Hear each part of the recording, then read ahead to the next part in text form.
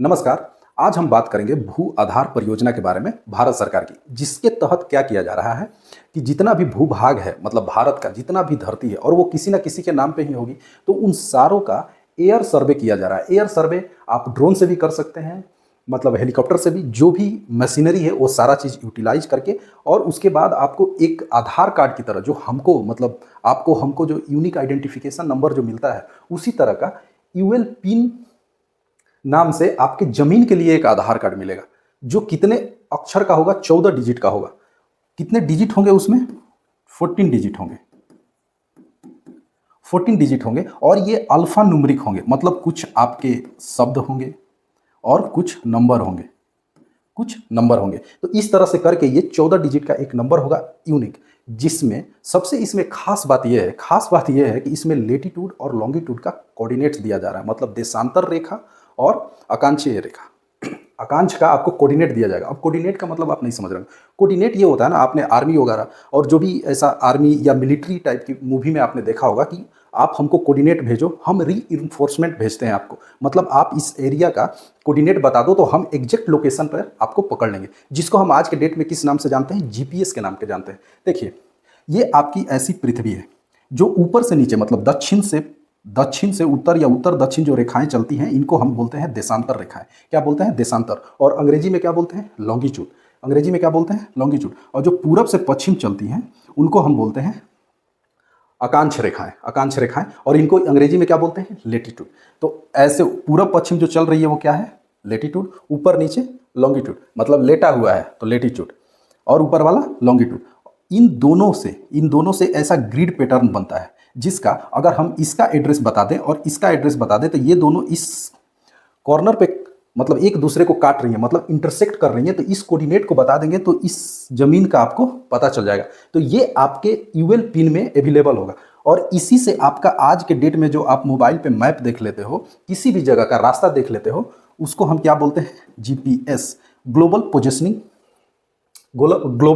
System. तो global positioning system आपका इसी ग्रिड पैटर्न पे ही काम करता है। ये सारा फीड कर दिया जाता है एक सिस्टम में, जो आप सर्च करते हो उसके बाद दिखता है। अब आपका लैंड का जो रिकॉर्ड है, अब वो कहीं ना कहीं किसी ना किसी ग्रिड में तो पड़ता ही होगा। तो आप भी कहीं से अपने मोबाइल से अपने लैंड को देख सकते हो। लेकिन गवर्नमेंट इतना खर्चा क्यों कर रही है?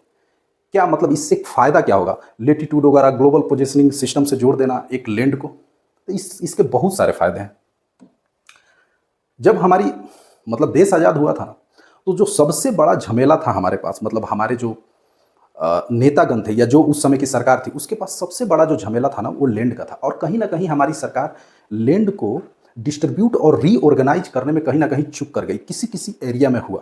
उसका नतीजा ये हुआ कि ये केसेस हैं पेंडिंग, इसको देखने की ज़रूरत नहीं है। आप बस इतना समझिए कि जो भी इंडिया में जो केसेस हैं ना पेंडिंग, उसमें 66% जो केस है ना वो सिविल है। अब सिविल 66% सिविल है, मतलब 2/3 जो केसेस है ना सिविल है। और एवरेज इनका टाइम पीरियड होता है 20 साल, 20 ईयर। बहुत सारी गवर्नमेंट की जो परियोजनाएं हैं, मतलब रोड बनाने का, इंफ्रास्ट्रक्चर बनाने का और सारा चीज़, बहुत सारा चीज़ पेंडिंग पड़ जाता है जमीन विवाद के चलते। उसके चलते हमको 1.3% ऑफ जीडीपी हर साल लॉस होता है। 1.3% ऑफ जीडीपी, ये ऐसे कम लग रहा होगा आपको, लेकिन आप देखिएगा ना कि आपकी इकोनॉमी जो है, आपकी इकोनॉमी 3 ट्रिलियन है, और 3 ट्रिलियन का 1.3% निकालिएगा तो आपको समझ में आएगा। हर साल ये पैसा बेकार में लॉस हो जाता है, क्योंकि जमीन के विवाद में बहुत सारी परियोजनाएं फंसी हुई हैं। इसके अलावा आप गांव वगैरह में अगर आप रहे होंगे तो देखिएगा ना कि अगर 10 गो पंचायत होता है ना, तो उसमें 8 गो पंचायत जमीने के मैटर पे होता है कि वो हमारा ज़मीन में खूंटा गाड़ दिया, तो हमारा ज़मीन में नाद रख दिया, तो वो जो डिवाइडिंग लाइन है जिसको बोलते हैं, रास्ते पे पेड़ लगा दिया। तो यही सब नाटक होते रहता है। ये सारा नाटक एक झटके में खत्म हो जाएगा। और इसका प्रोग्राम है कि 2025 तक, मतलब 2025 तक इसको फाइनल कर दिया जाए, मार्च 2025 या फिर मार्च 2026। तो बहुत अच्छी परियोजना है, ये होना भी चाहिए, क्योंकि इससे क्या होगा ना कि बहुत सारे केस तो ऐसे ही सुप्रीम कोर्ट कई बार कह चुका है कि ये जो केसेस का बर्डन है, ये केसेस का बर्डन है, इसको हटाया जाए। तो गवर्नमेंट जब अपने खर्चे से जब ये सारा चीज़ सर्वे करेगी और इस जमीन पे मान लीजिए कि इस जमीन पे विवाद चल रहा है और वो खुद सर्वे करेगी, सारा डॉक्यूमेंट उसके पास है, लेकिन यही सबसे बड़ा मसला है कि अभी सारे स्टेट में ना डिजिटलाइजेशन हो रहा है। मतलब जमीन का जो भी रिकॉर्ड है वो स्टेट को कहा गया है कि आप इसको कंप्यूटराइज कीजिए, और जैसे ही वो कंप्यूटराइज होगा तो इसके अंतर्गत वो आ जाएगा। और अगर जहां जरूरत है तो वहां नया सर्वे कीजिए, तो सर्वे भी चल रहा है, जहाँ पे जरूरत है वहाँ पे सर्वे भी चल रहा है, जहाँ पे फाइनल है वहाँ पे कोई दिक्कत ही नहीं है। तो उनको डिजिटलाइज किया जा रहा है। डिजिटलाइज होने के बाद एक बार ये फीड कर दिया जाएगा और उसके बाद सारा प्रॉब्लम ही सॉल्व हो जाएगा। मतलब अगर एक जमीन के लिए दो आदमी, दो भाई या पटीदार जो भी है वो लड़ रहे हैं, तो वो गवर्नमेंट ही प्रूफ कर देगी कि ये तुम्हारा नहीं है,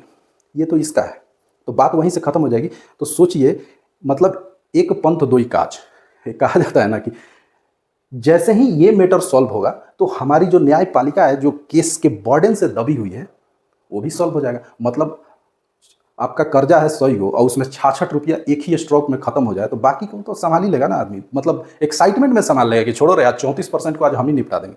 तो यही होने वाला। तो ये बहुत अच्छी काम है, गवर्नमेंट इसको बहुत अच्छे से कर रही है। हर स्टेट, मतलब हाँ, सारे लोग, सारे स्टेट, मतलब कोई भी स्टेट ऐसा थोड़ी है कि इसको करना नहीं चाहता है, सबके पास बहुत सारे केस पड़े हुए हैं, हर स्टेट का यही हाल है। तो आज के लिए इतना ही, थैंक यू।